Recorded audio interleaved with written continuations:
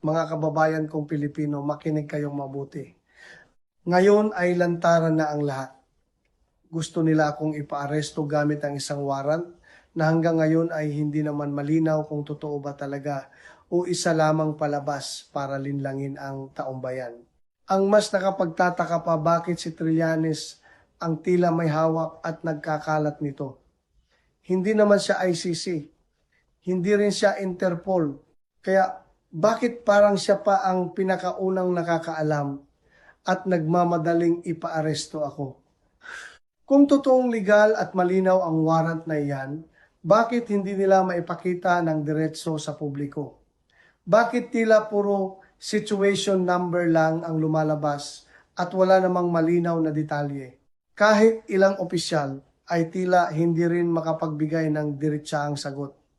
Kaya malinaw sa akin na may mas malaking laro na nangyayari sa likod nito.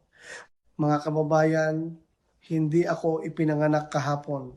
Matagal akong naging pulis at alam ko kung paano gumalaw ang operasyon, kung paano gumawa ng pressure, at kung paano maglatag ng bitag para pabagsakin ang kalaban sa politika. Hindi ninyo ako basta-basta mauuto sa mga ganitong estilo. Kanina lamang, pinilit nila akong pigilan makapasok sa Senado. Harang dito, harang doon, lahat ginawa para hindi ako makaboto at hindi mabago ang liderato sa Senado.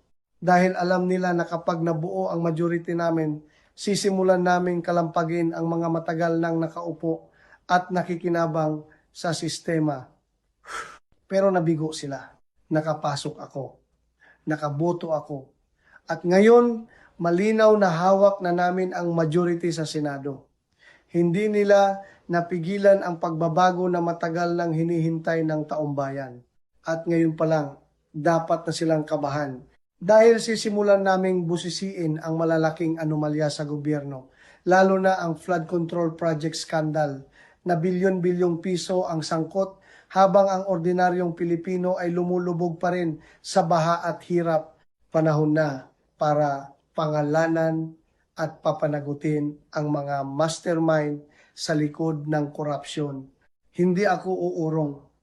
Hindi ako matatakot.